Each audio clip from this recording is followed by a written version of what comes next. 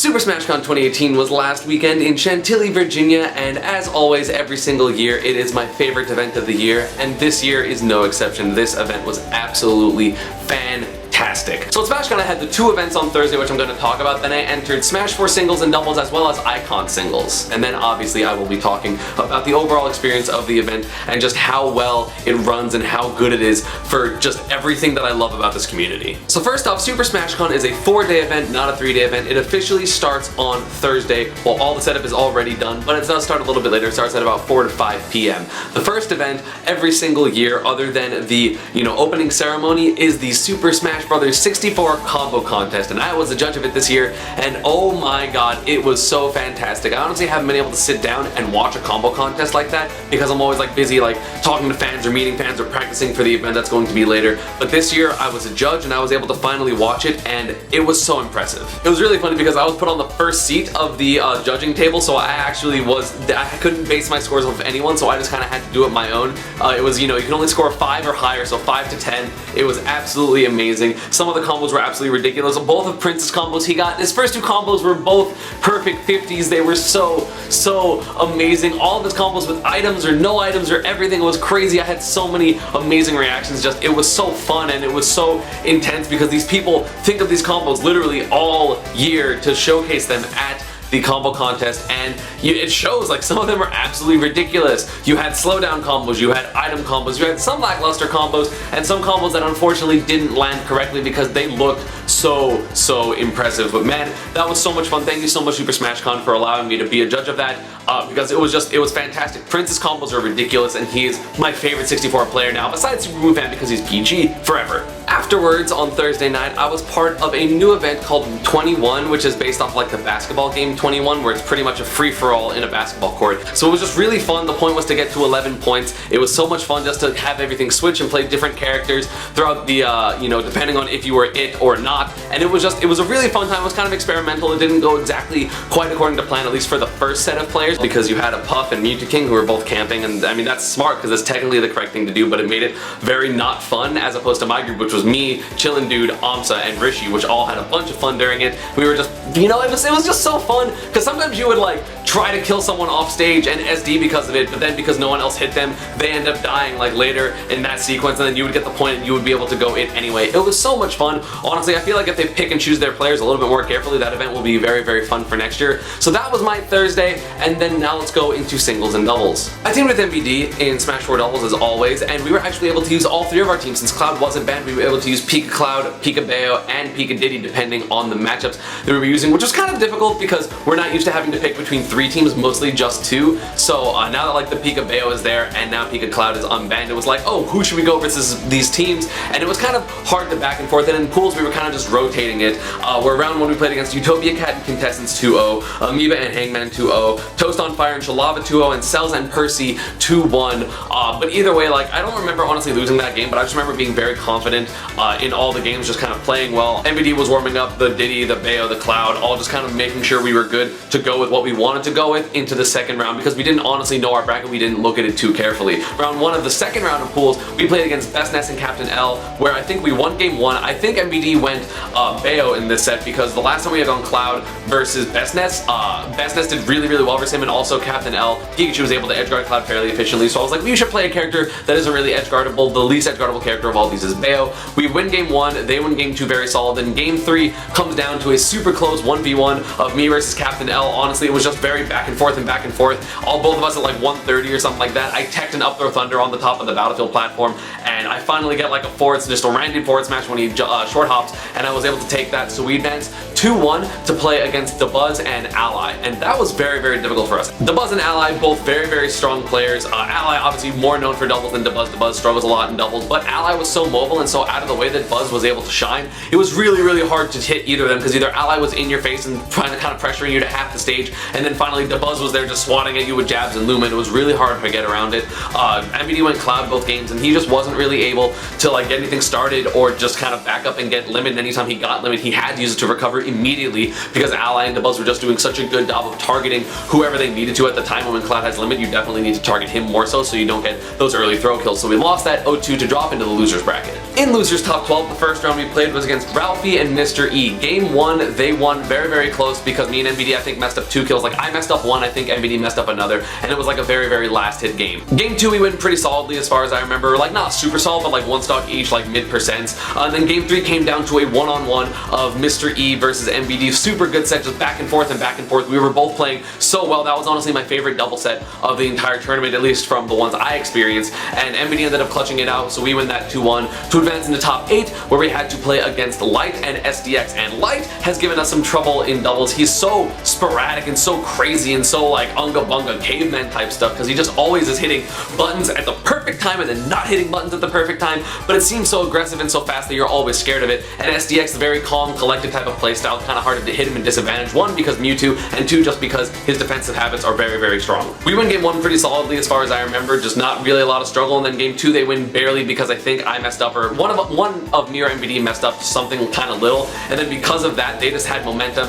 I think MBD got fair footstooled once. It was just hard to like hit them. It was really hard to kill Light. It was really hard to kill SDX. Like it would be easy to get them to like 80, 90, and then suddenly like a minute later it's like, oh wow, they're still on that stock. That's unfortunate. So they were just able to nickel and dime us and close out those kills better than me and MBD were. So we fall 3-1 to them to get 7th in doubles at Super Smash Con. Not bad, but again, me and MBD feel like we definitely could have at least beat Light and SDX, but I feel like in winners they just kind of outplayed us super, super hard, so I'm not really too upset about the winners loss. I mean, obviously except the fact that we lost, but nothing like, oh, I played so bad, because like I feel like both of us played very well, they just kind of beat us. So in singles, day 1, I play against Ice Egg, who I 2-0'd, THT, who I 2-0'd, Riz, who was a Sheik main that I 2-0'd, and he actually went Meta Knight game 2, and then JW, an amazing, amazing Greninja. I actually want to talk about that set. Game 1, he was literally 2-stocking me. He had like 2 stocks 100, I had 1 stock 70. He down tilts me and then into up smash, and the only reason I live was because I SDI'd up out of the up smash, so the second hit didn't hit, and then I end up somehow bringing back that game and winning it like 100%, like super far down, and so I ended up winning that game. Game 2, he bodied me like 2 stock kind of free,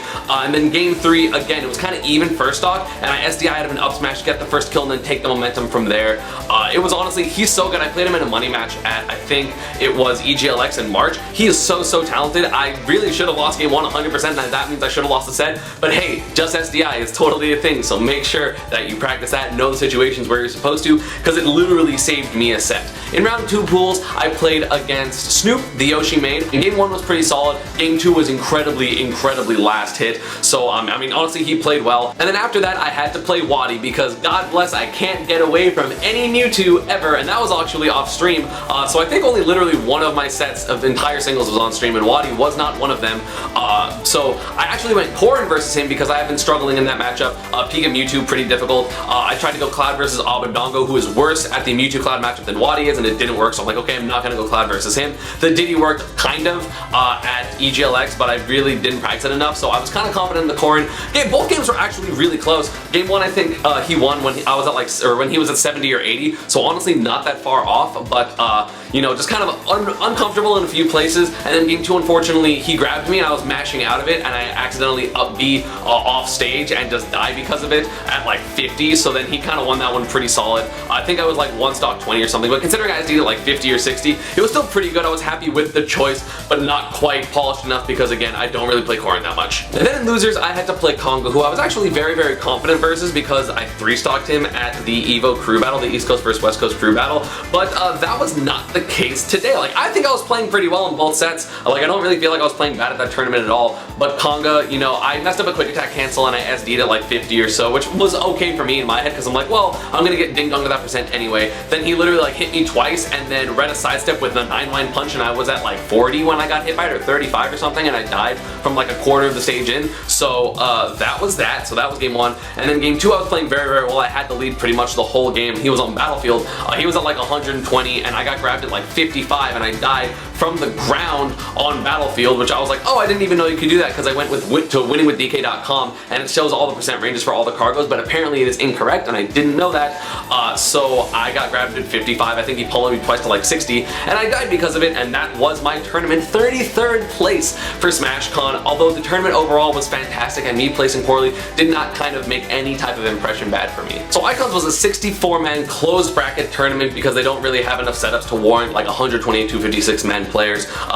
But either way, I was very, very confident going into this because I got third at low tier city, and the best Weishan players didn't show up apparently, or the one that did like ended up not being in my part of bracket. Run one I play against Wildcard, who was an Ashani main, pretty 2-0, kind of easy. Next up I played Dragonite, who was pretty new at the game, and again, me being one of the best, if not the best Zerong, I ended up winning that 2-0. The next up I played against Air4, and again, no struggles up until this point, I won that 2-0. Then I played against Cicero, who is the other contender for best Zerong that doesn't work at Wave Dash Games, which is the creator of Icons. So that was really, really fun. Game 1, he got the super stylish combo on me. Again, unfortunate it was off stream, but he got the super stylish combo on me that ended with like a really like a side B, which it was so cool. If you haven't watched Icons, please check it out. Please check it out on Steam. It is a really fun game, free to play, so you guys can have a lot of fun, especially if you are like looking to get into Smash at the current moment but don't want to like buy a GameCube or a Wii U or something like that. So game 1, he does that sick thing. It was a really close game. Game 2 was just as close, but I win, and then game 3 I kind of got off to a really early lead. I think I was up like 3 stocks to 1, and then he ended up slowly bringing it back, but it was a little bit too much. Like my pressure, I got 2 really early stocks at the beginning, and that lead I was able to trade, I was able to play kind of dumb, but just like I want to get like 50% before I die. Okay, cool, I got it, let me kill him. Okay, let me get him 50 before I die, etc. Things like that. So I was able to win that 2-1 to advance into top 8 winners. And in top 8 winners, I had to play against Ulsi, who ended up getting second at this tournament. You know, I was pretty confident going into it, but unfortunately I did lose.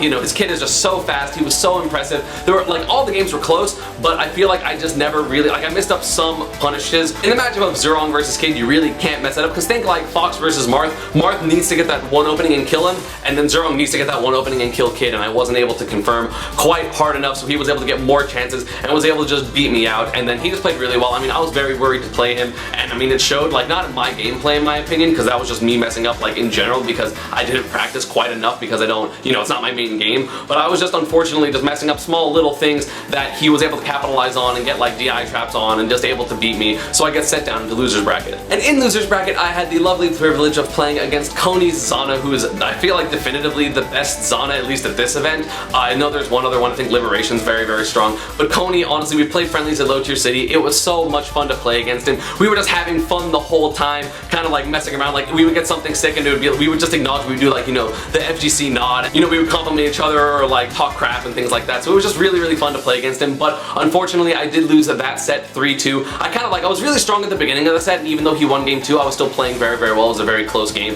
and then as the set went on from that point, I kind of just started playing worse and worse and worse, and he was able to capitalize on random little habits that I had and just kill me off of it. So it was pretty unfortunate. You know, I feel like that matchup is incredibly in favor of Zerong. Either way, 5th place at Icons isn't that bad, especially at SmashCon where it was pretty stacked. And SmashCon overall as an experience is fantastic. If you have one tournament you can go to in the entire year, you should go to SmashCon. There is the most to do other than the tournament. Panels, you have music, you have the combo contest, you have obviously just watching the rest of the tournament. There are games in the background, there are multiple friendly setups, there are arcade cabinets, there are rhythm games. There is so much to do at this event. Please go to it. I love just being able to interact with so many of my fans. There are people's like, oh, this is our first tournament, you know, kids come up with their parents and they're like, hey, they watch you on stream or they watch your videos, and there's just so much fan interaction, and I absolutely love it because I love meeting every single one of you. If you are ever at an event and you see me, please do not feel shy to come up to me and talk to me, because I love it so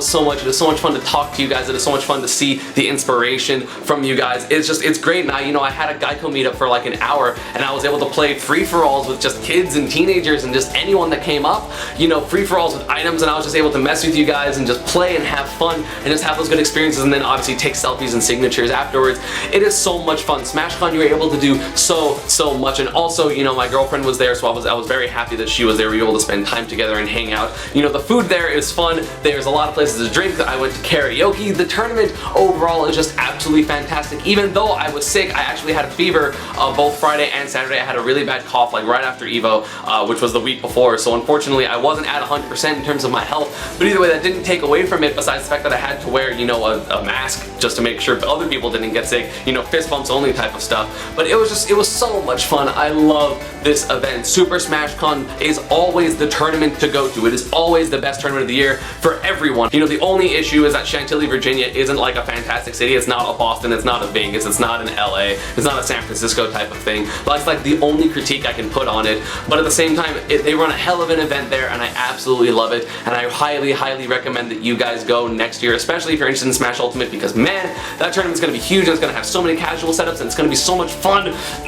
Just go to SmashCon. It's amazing. Thank you all for watching, and I will see you all next time. Bye.